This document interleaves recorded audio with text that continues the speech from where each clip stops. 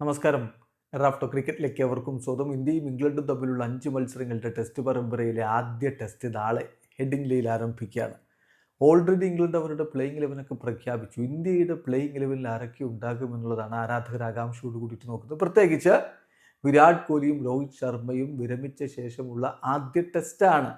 അതുകൊണ്ട് ആ പൊസിഷനുകളിലൊക്കെ ആര് കളിക്കും എന്നുള്ളൊരു ചോദ്യമുണ്ട്.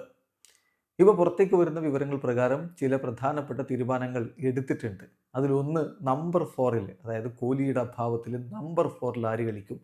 അതിനുള്ള ഉത്തരം നായകൻ ശുഭ്മൻ ഗില്ല് നമ്പർ 4 കളിക്കുമെന്നാണ്. അത്തരത്തിലാണ് ഇപ്പോൾ പുറത്തേക്ക് വരുന്ന റിപ്പോർട്ടുകൾ. ഗില്ല് നമ്പർ 4. എന്നാൽ ഉപനായകനായിട്ട് അവരോധിച്ചിട്ടുള്ള ഋഷഭ് പന്തിൻ്റെ പൊസിഷൻ ഏതാണ്? അദ്ദേഹം നമ്പർ 5 കളിക്കും എന്നാണ് ഇപ്പോൾ ലഭിക്കുന്ന വിവരങ്ങൾ. ഇങ്ങനെ ചില പ്രധാനപ്പെട്ട തീരുമാനങ്ങൾ എടുത്തിട്ടുണ്ട്. പിന്നെ ഓപ്പണിങ്ങിലും മറ്റുമൊക്കെ എങ്ങനെയായിരിക്കും ടീം ഇറങ്ങുക നമ്മളൊന്ന് പരിശോധിക്കുകയാണ്. ഇപ്പോൾ ദിനേഷ് കാർത്തിക് ഇതുമായി ബന്ധപ്പെട്ടുകൊണ്ട് ഇന്ത്യയുടെ ടോപ്പ് 8 എങ്ങനെയായിരിക്കും എന്ന് പറയുന്നുണ്ട്. ഏതാണ്ട് അങ്ങനെയൊക്കെ തന്നെ വരാനാണ് സാധ്യത. യശസ്വി ജയ്സ്വാളും കെ എൽ രാഹുലും ചേർന്ന് ഓപ്പൺ ചെയ്യും. കെ എൽ രാഹുൽ വീണ്ടും ഓപ്പണിങ്ങിലേക്ക് വരികയാണ്. അദ്ദേഹം മികച്ച പ്രകടനം ഇപ്പോൾ ഇംഗ്ലണ്ട് ലയൺസിനെതിരെയൊക്കെ പുറത്തെടുത്തിട്ടുണ്ട്. സോ അദ്ദേഹം ജയ്സ്വാളിനൊപ്പം ഓപ്പൺ ചെയ്യുമെന്ന് പ്രതീക്ഷിക്കാം. നമ്പർ 3 ആര്?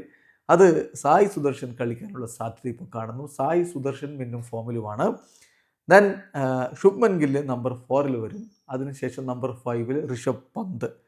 പിന്നെ കരുൺ നായർ താഴെ വരാനുള്ളൊരു സാധ്യതയാണ് ഇപ്പോൾ ദിനേഷ് കാർത്തിക് പറയുന്നത്. എത്രത്തോളം എന്നുള്ളത് കണ്ടറിയണം. ദെൻ രവീന്ദ്ര ജഡേജ, ഷാർദുൽ താക്കൂർ. ഇത് വളരെ ശക്തമായിട്ടുള്ളൊരു ബാറ്റിംഗ് ലൈനപ്പ് ഉണ്ട്.